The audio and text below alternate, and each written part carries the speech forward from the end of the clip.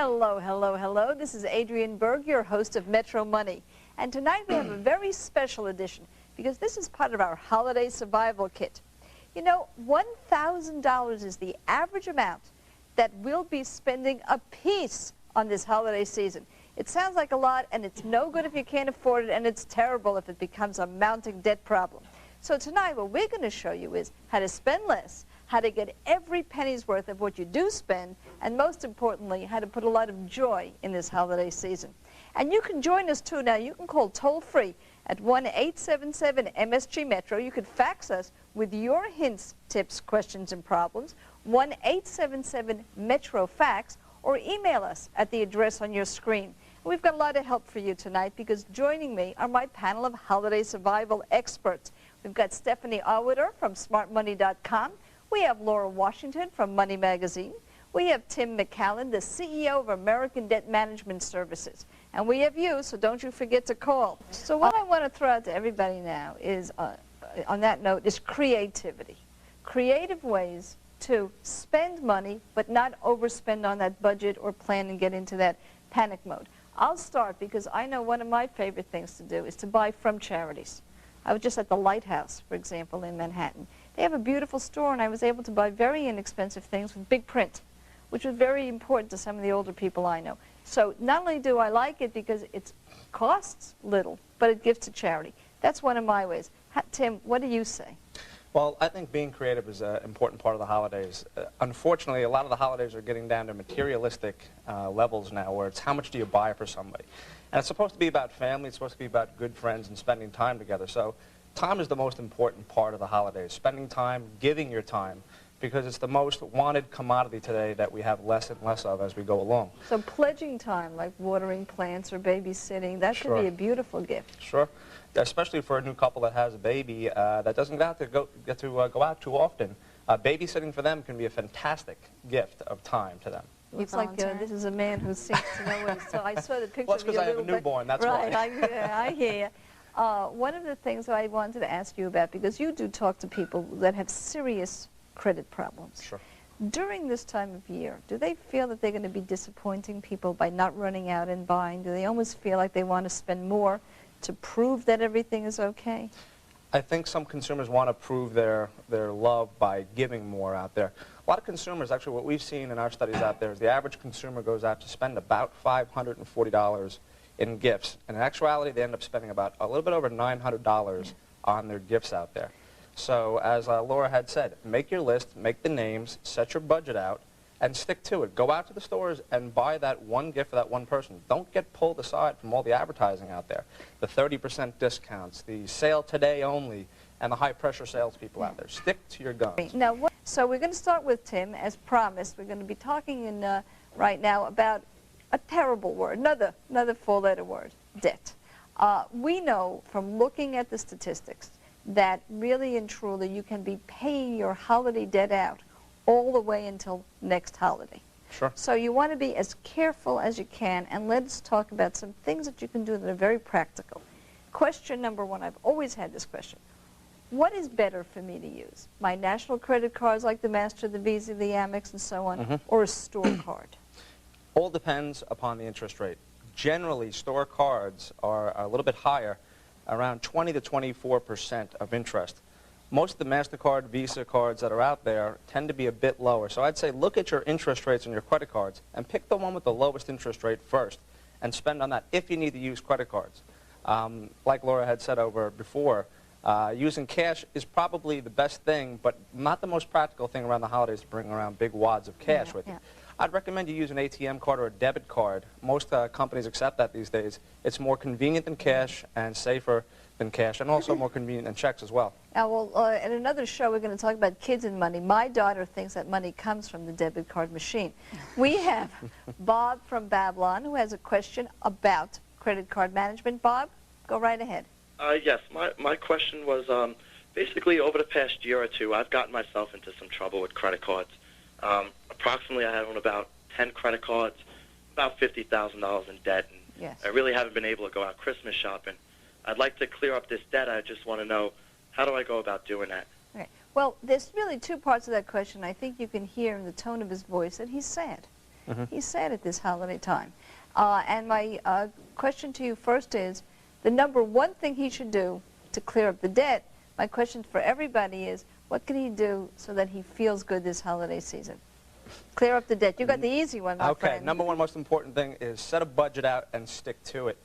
Look at where your income is coming from.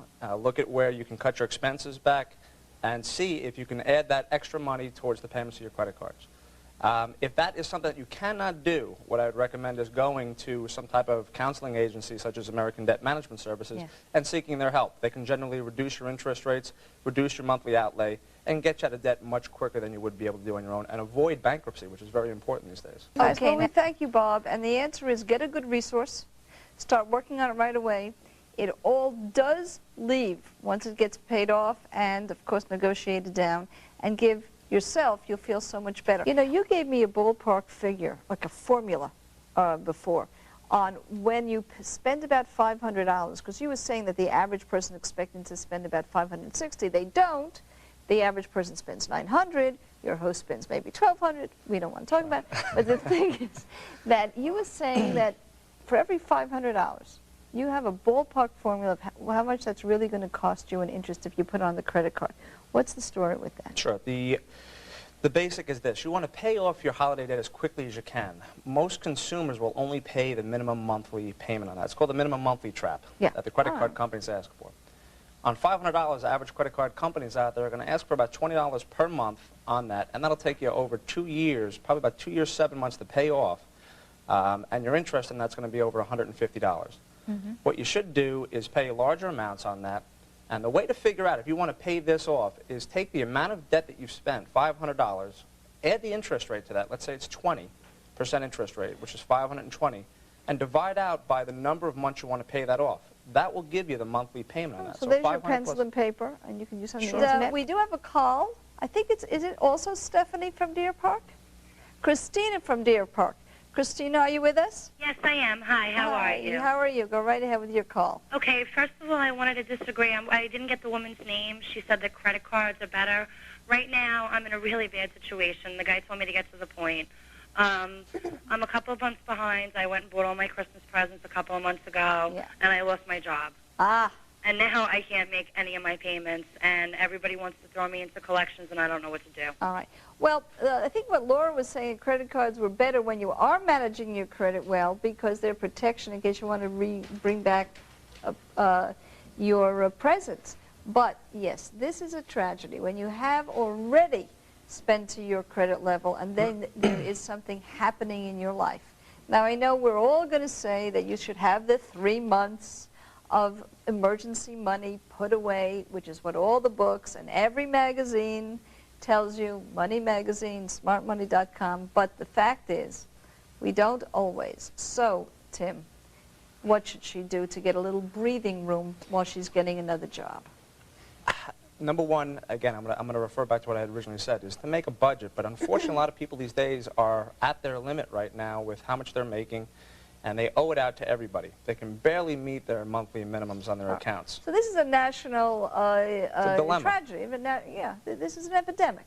Yes. I know that to be true. And my question to you is, because you do work with credit card companies, when somebody loses their job, or let's say a breadwinner in a home loses their job, would you recommend that they call a credit card company? Can they get any breathing room on this? Should they simply start making the smallest payments that they can? What should they do to punt for a couple of months? Well, number one, like you had said, contact the credit card companies out there.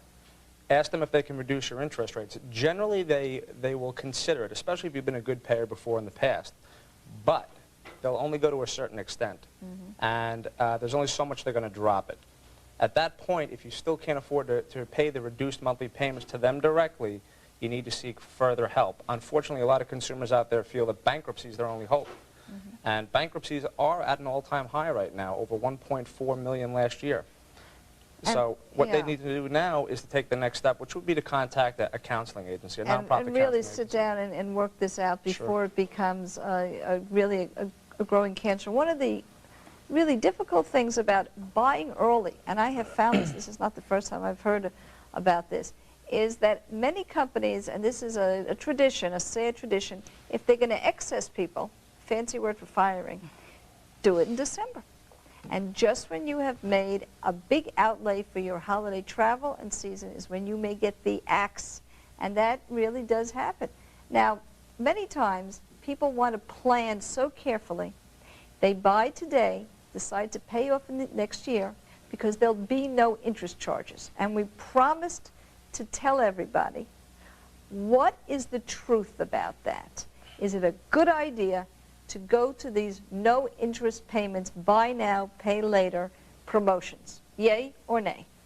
Okay, You're going to say it that depends question to me depends. again? All right. I'm going to say yay and nay, because some card companies will actually not charge you any interest until the next year. Let's say January of 2000, they'll charge you the interest starting on that date. Now, the question you need to ask these people or ask the store cards. What happens if you don't pay up on time? Well, if you don't pay on time, is it retro, number one? But some card companies will start the interest on January 1st of 2000. Some card companies will charge it retro going backwards. So you need to ask that up front to find out what's the situation there. So you better read all the rules is what you're saying. Read the rules, but ask the salesperson there and ask them if it doesn't accrue until 2000, year 2000 in January, then you're getting a free loan. No So interest that's a good whatsoever, one. and it just starts then. Okay. So it's actually using somebody else's money for something now. All right, that's all right. Now, and I'm Adrienne Berg. I thank you for watching. Have a wonderful, happy, joyful holiday. And please join me next time on Metro Money.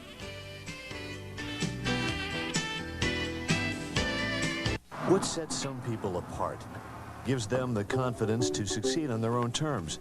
It's no secret, it's the Wall Street Journal. Now you can have that confidence delivered for 13 weeks at just $36.75, just 57 cents a day. That's a 25% savings off our regular rate, which makes now a great time to try this limited time offer.